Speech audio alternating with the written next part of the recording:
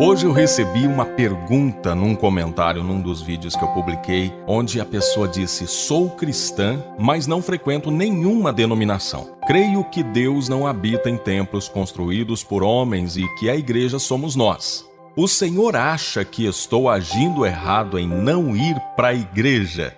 Essa pergunta eu vou responder em duas etapas. A primeira é para dizer para você que você tem razão quando diz que Deus não habita em templos construídos por homens, né? Na Bíblia está escrito: não habita em templos construídos por mãos humanas. E é verdade, Deus não se limita a 4 paredes, nem a 5, nem a 6. Deus não está aprisionado num lugar. E hoje, na nossa cultura cristã, nós não precisamos ir até um lugar para ter um encontro com Deus como faziam os judeus antes da vinda de Jesus, tá? Então, nisso você tem razão. Agora, na segunda pergunta, quando você me diz assim: o Senhor acha que estou agindo errado em não ir à igreja? Bom, o primeiro ponto é que eu entendo a sua frustração e a frustração de muitas pessoas que sofreram situações em alguns lugares, em alguns ambientes religiosos, frustrações que fizeram com que essas pessoas perdessem totalmente a vontade de se reunir com pessoas numa igreja. E teve pessoas que sofreram essas frustrações em mais de um lugar. E então a pessoa simplesmente desanimou. Eu entendo a sua frustração e eu sou solidário a vocês, tá bom? Eu sou solidário a vocês. Esse é o primeiro ponto. O segundo ponto, eu entendo também que está cada vez mais difícil encontrar um lugar onde exista equilíbrio na experiência da caminhada cristã. Porque às vezes você vai para uma determinada igreja e é aquela igreja onde tem um pessoal que só quer saber de barulho, de evento, de grito e de pula daqui, dança dali, e palavra que é bom, nada.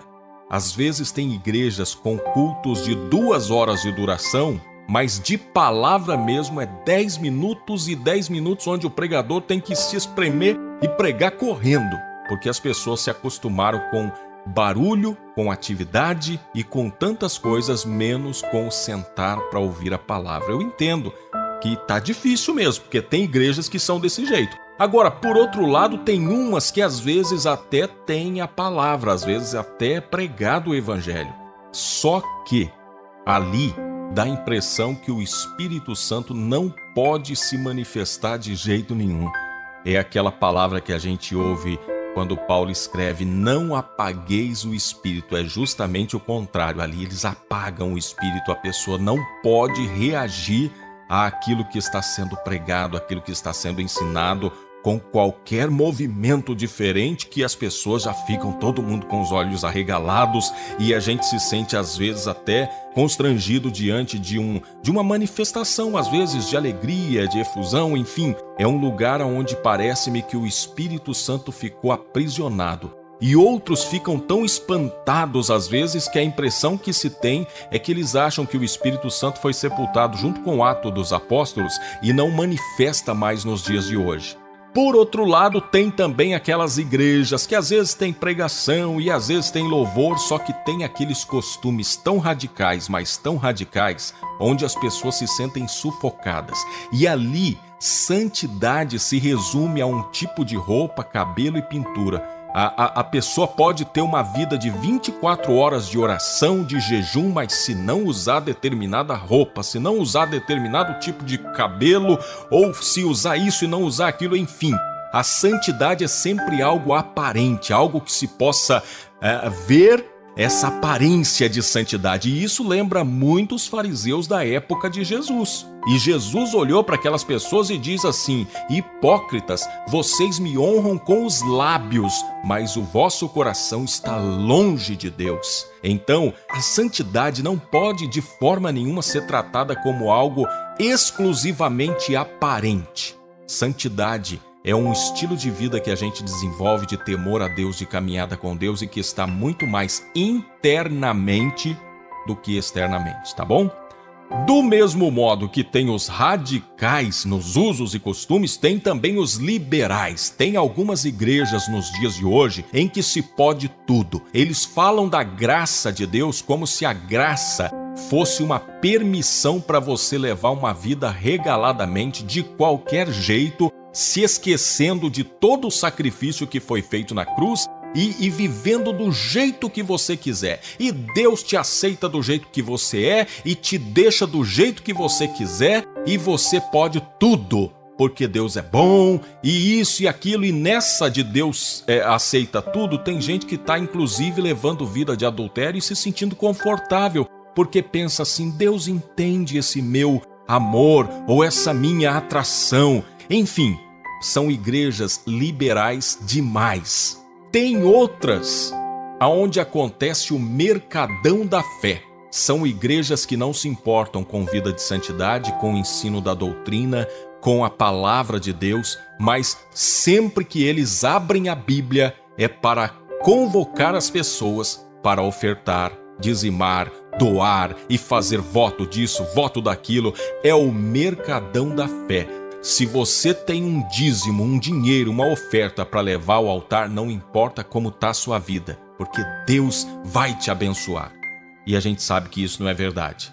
Tem também as igrejas com o mercadão das novidades, onde as pessoas fazem cada coisa para chamar a atenção que a gente não sabe mais aonde foi parar os limites do ridículo. Tem coisas que a gente olha e fala: meu Deus do céu, é o mercadão das novidades. E aí, eu entendo porque muita gente não quer saber de igreja. Agora, o terceiro ponto que eu gostaria de dizer nessa resposta é que, apesar de tudo, a palavra de Deus nos orienta a não deixar de congregar.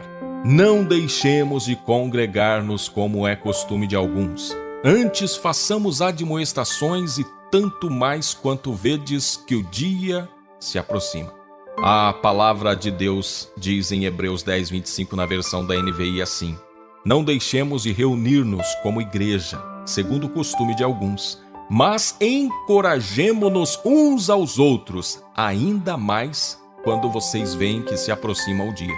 O nosso argumento para não congregar, porque a gente está decepcionado com esse que falou errado, ou com aquele que não fala nada, ou com aquele que faz coisas, os nossos argumentos hoje, diante dos argumentos das pessoas para as quais essa carta aos Hebreus foi escrita, o nosso argumento é fraco. Sabe por quê?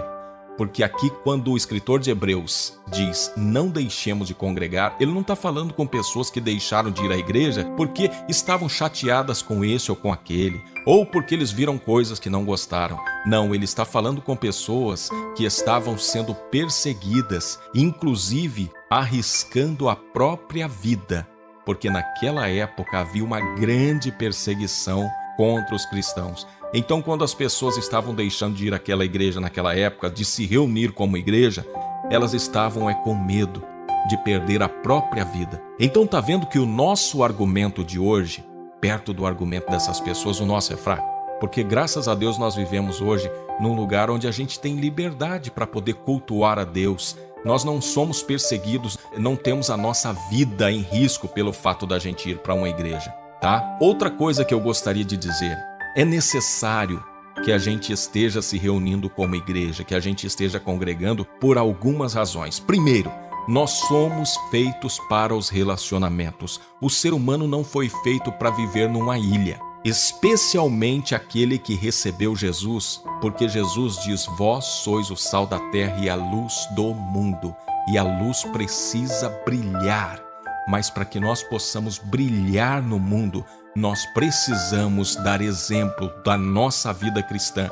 Se nós não conseguimos mostrar para as pessoas que nós somos tolerantes, que nós temos paciência, que nós temos domínio próprio, que nós sabemos perdoar e relevar, como é que nós vamos brilhar? Segunda coisa, é na vida cristã em comum que nós desenvolvemos a nossa salvação. Porque a nossa salvação, ela não terminou no momento em que nós recebemos Jesus. Porque se ela terminasse no momento em que nós recebemos Jesus, Deus pouparia-nos de muitas coisas, nos arrebatando, nos levando para perto dele.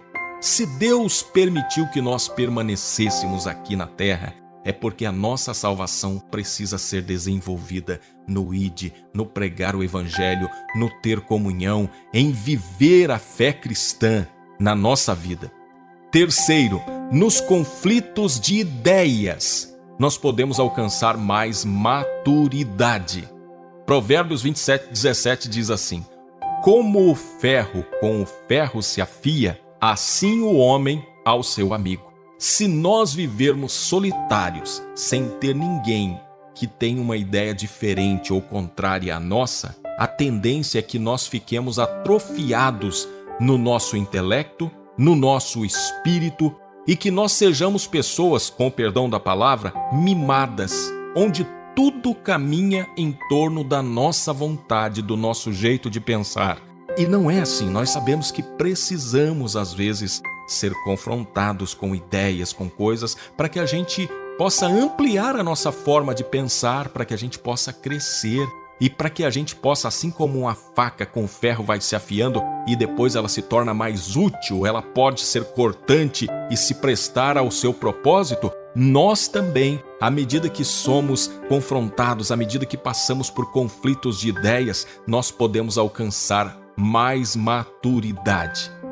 Jesus tinha em mente que a sua igreja não seria uma igreja de um homem só, mas seria uma junção de pessoas. Pode até não ter um templo para a reunião, mas precisa ter a reunião e a união. Sabe por quê? Ele nos ensinou a se dirigir a Deus dizendo Pai Nosso. Observe que Pai Nosso dá a ideia de alguém que vive em comunhão com mais alguém. Senão ele ensinaria a gente a dizer meu Pai, né? Mas ele ensinou a gente a dizer Pai Nosso. E por último, existe um salmo de número 133 que diz assim: ó, quão bom e quão suave é que os irmãos vivam em união. É como o óleo precioso sobre a cabeça, que desce sobre a barba de Arão, e que desce a orla das suas vestes, como o orvalho de Hermon, e como o que desce sobre os montes de Sião. Porque ali o Senhor ordena a bênção e a vida para sempre. Você quer receber a bênção de Deus e a vida para sempre? Então, obedeça a essa palavra. Viva em comunhão, em união com os irmãos. Quando essa pessoa me pergunta, eu estou agindo errado em não ir para a igreja? A minha resposta depois dessa explicação é sim. Sabe por quê? Isso prejudica você. Imagine a igreja como um hospital e você como uma pessoa que precisa de cura. Todos nós precisamos de cura para o nosso pecado. Então imagine, você tem uma enfermidade e você tem um hospital. Nesse hospital vai ter talvez enfermeiros que não vão atender bem, vai ter médicos que não vão fazer direito, mas ainda assim, dentro do hospital, ainda há mais chances de você ser curada do que se você estivesse em um lugar qualquer exposta às bactérias e tantas outras coisas, não é? Então, por mais que um hospital às vezes não funcione bem, ele ainda é um socorro mais eficiente do que a gente não ter socorro nenhum. Ou como alguns preferem dizer, a igreja é como a arca. Na história de Noé, naquela arca cheia de animais, provavelmente o clima lá dentro não era bom. Imagina aqueles animais fazendo as suas necessidades ali por muito tempo. Aquele cheiro devia estar horrível, mas ainda era melhor estar dentro da arca do que lá fora, porque lá fora havia morte, lá fora não havia sobrevivência. E olha, como disse, na igreja pode ter muitas coisas que nos desagradam, mas é lá que nós podemos crescer na caminhada de fé. E se for para você escolher a menos pior, escolha uma que de preferência pregue a palavra. Talvez pode ser uma igreja que você vai julgá-la fria, sem muito animação, mas se tem a palavra de Deus, por meio da palavra você pode se alimentar, ser edificada e quem sabe Deus pode usar você para incendiar esse lugar com a paixão por Jesus Cristo, paixão por almas no fogo do Espírito Santo. Que Deus te abençoe. Compartilhe essa palavra com mais pessoas. Quem sabe possa haver pessoas também com essa dúvida e quem sabe você possa ser o missionário, a missionária que Deus vai usar para falar com essas pessoas. Dá o seu like no vídeo, compartilha e inscreva-se no canal. Eu sou o Ney Santos, esse é o canal Jesus Me Defenda.